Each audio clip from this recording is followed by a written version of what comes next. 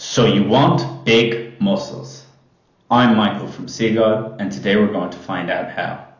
We're going to understand the important factors to consider when designing your microcycle. For those of which who don't know, it is technical lingo for one iteration of a set of sessions and rest. So for most people, a week. We understand it more later. First, the requirements.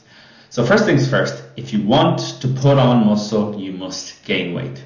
You should be in a caloric surplus, a slight one, somewhere between 0.25% and 0.5% of your body weight gained each week. For me, just to give you context, 81.7 kilos, at least I was 2 days ago, 200 grams to 400 grams approximately per week. Yeah, that's it, not more.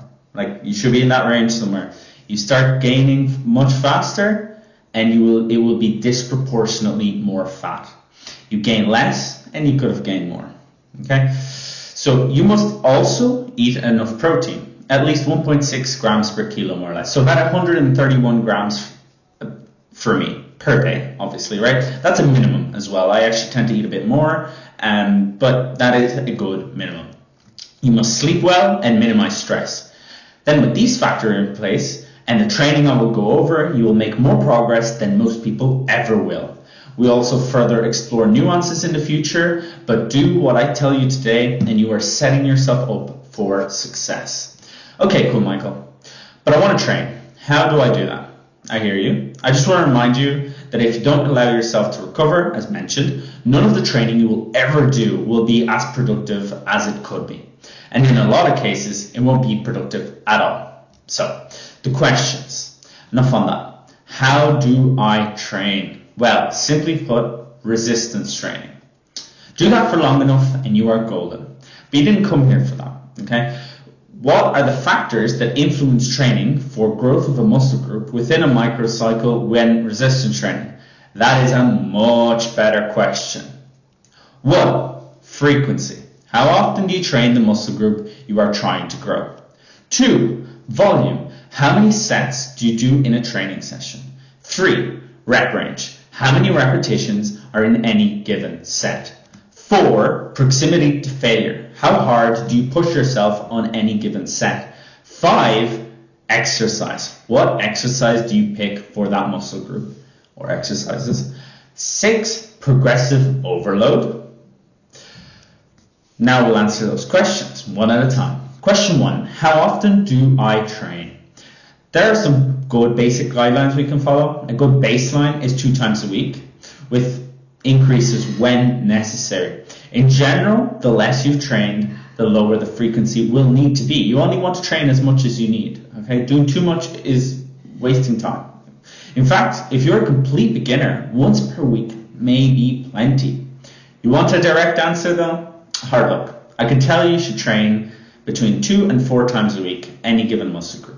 It depends on your tolerance, the amount of time you have, and the priority of that muscle group. Obviously, if a muscle group is a bit higher priority, training it a bit more makes sense to a point. As you can tell, it's a nuanced topic, so we'll be exploring it more in the future. But now you have a good starting point. Okay, question 2. How many sets? In short, as little as you can get away with and feel a good pump, decent tension, or significant disruption. Okay, that means if you feel like your muscles were exploding with blood, like when you did your bench press, your chest was being absolutely ripped apart, or you couldn't walk the next day, so disruption, well then I'd say you did plenty, right, to say the least. In practice, you can start with feeling it a little bit in the workout and slowly working your way up. In general, this will be 4 to 12 sets per muscle group per workout. Okay. However, it could be a bit lower, with the minimum probably being around 2 sets, depending on the muscle group. And this can change based on the exercise you pick, and over time as well. This includes within a month and over the years. It might completely change. You never know. Like, as you get used to things, or as you learn slightly better technique, it could completely change it. This indicates something we'll talk about further, and that is variation in set amount being useful to mess around with when trying to promote muscular hypertrophy. But in short, start at 2 sets per session for a given muscle group, work your way up. But if you want one number, 6 or 7 sets per muscle group per session, and you're golden. Question 3, how many repetitions? So that's it. Somewhere between 5 and 30 repetitions and you are good.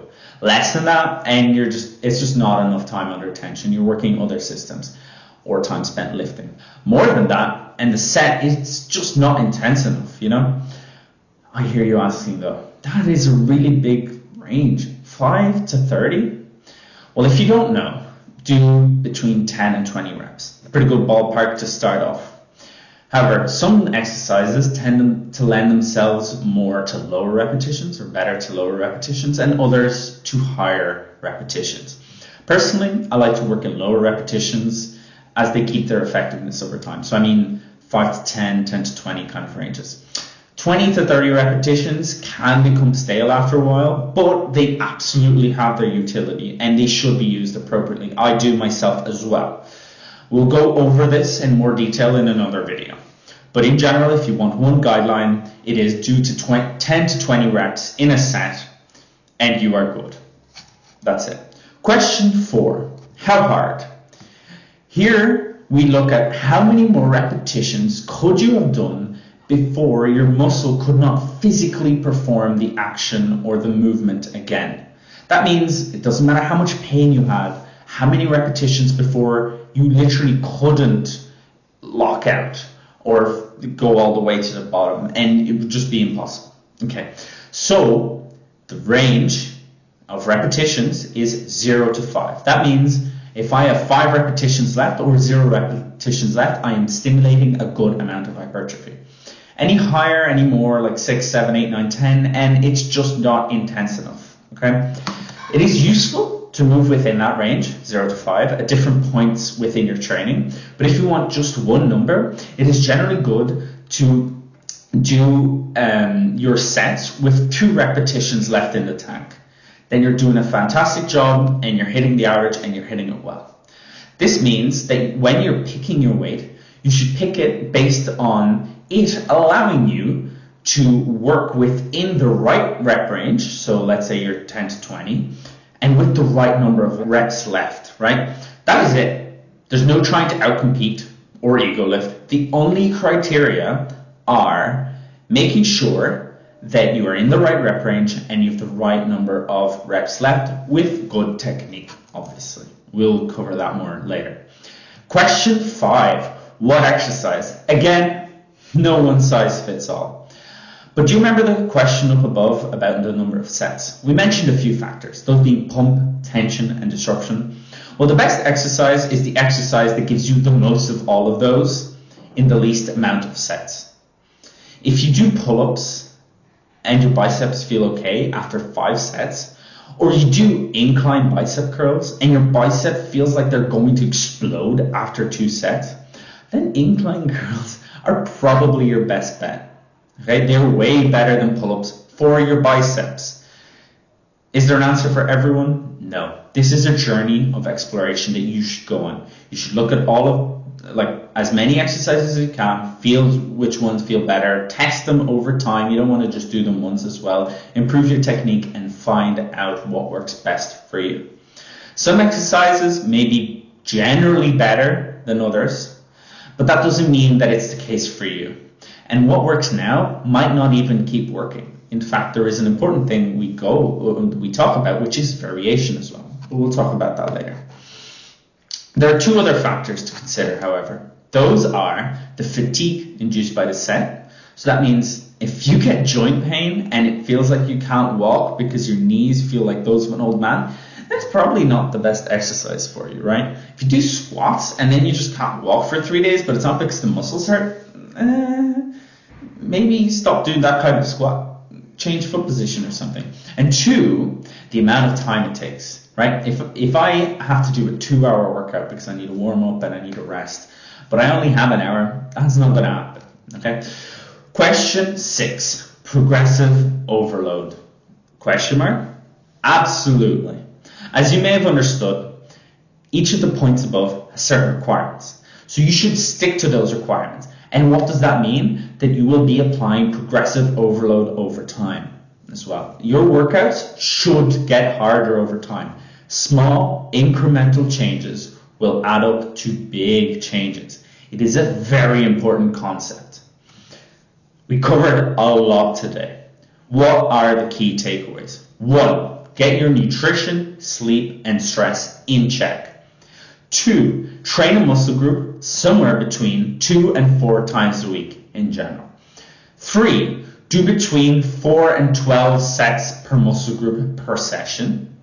4, do between 5 and 30 reps in any given set. Any given set should end with 0 to 5 reps in the tank, so 0 to 5 reps on failure or reps in reserve. 6, choose the exercise that works best for you, that makes you feel the most pumped, the most disrupted, etc. 7, your training should slowly become harder. So slowly make your training harder. And 8, do all of that for a long time and the muscles will come. I can't stress it enough. Consistency is key. It is better to do a suboptimal program for the rest of your life than it is than to do an optimal program and only stick to it for a week. Okay? Subscribe to become the most performant you. Remember to check out the fat loss program in the description, and I will see you next time.